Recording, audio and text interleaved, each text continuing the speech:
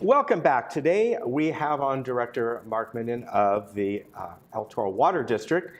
And Mark, good news in that we were talking beforehand that I heard a report about a week ago. Most of our major lakes, Shasta, Oroville, places like that, are, if you averaged them all out, are just right about 100%.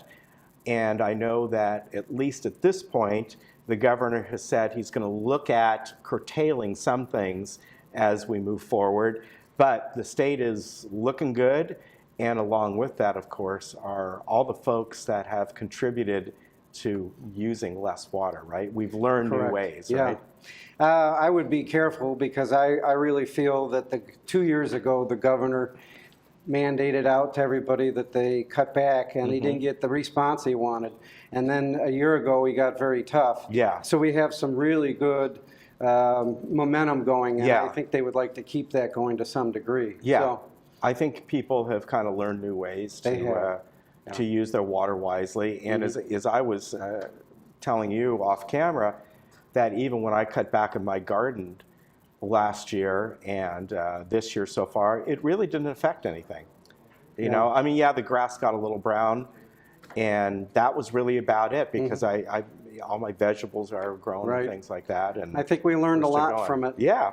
So I know you got a few things to talk about today. So we're going to go to, I think you sent some slides down. The first slide, and this is snow water, right? Yeah, this is snowpack. Being a skier, I like to see this. Yes, you do. And I'm also a pilot, so I've flown over this many times in the last 2 months. And during February, it really burned off because we were very hot in February. Yeah. And we lost a lot of it. But in one day, in Mammoth, for example, after that, we had 5 feet of snow. Yeah. So we got very lucky with some of those storms. And what we're looking here, if it's hard to see, that's really California laying on its side. So you're used to seeing California vertical, it's horizontal here. And the snowpack is really starting up in Shasta and the Sierras on down, right? And so it's looking very good. And what we really need is we need the snowpack to melt in the middle of the summer. That's the perfect time for it to replenish our system. Yeah, exactly. And hopefully that begins to happen. And here we have some of the storage areas. Yeah, so we have Lake Shasta, you know, at 76, Lake Oroville. I was just up there once in December and once in January. It's looking a lot better at 66, and Lake Matthews at 92, and San Luis Reservoir at 43. So it's definitely a nice increase. But we'd like everybody to keep the conservation effort because water is our most valuable resource. Right, exactly. And we have a couple charts here we're going to be showing, and this is compared to 2013. Yeah, so basically the way the state looks at us is a year back. And we had a tough February because it was so hot. It was way above normal. And if you compare it to the February a year before, that was a normal month. But this last February was very, very hot. So we really want people to continue to conserve, especially indoors, because in February we're matched against indoor usage. So please continue to conserve water on the indoor side. So. Yeah, exactly. I think one of the things that probably saved the outdoor watering is that even though it was pretty hot in February, generally the overnights would really drop down. And we would, most of the time, still be in the mid to low 50s, even though it was rising to 90 degrees. We have a 40-degree span in one day. Yeah. And so that, you know, you'd hit that 90-degree temperature, but of course in February, unlike summer, it wasn't hours and hours of 90 degrees. We hit it, and then it would start to slide back down. Right. I think it's been a good test. As you were saying with your garden, they've come back nicely. Yeah. So we've learned that you don't need so much water. Yeah, exactly. And let's see, I think we got another one here that we're going to look at. And as far as storage goes, what we were talking about, let me go here, let me move this ahead.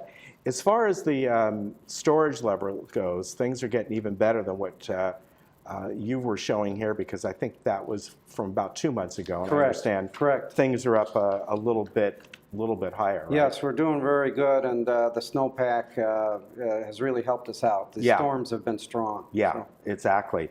So move on to the next slide here, and a lot of the things that we've been talking about here, the fact that is really having people that have, I'd say probably in the last 6 months or something, really kind of come on board and really realizing things.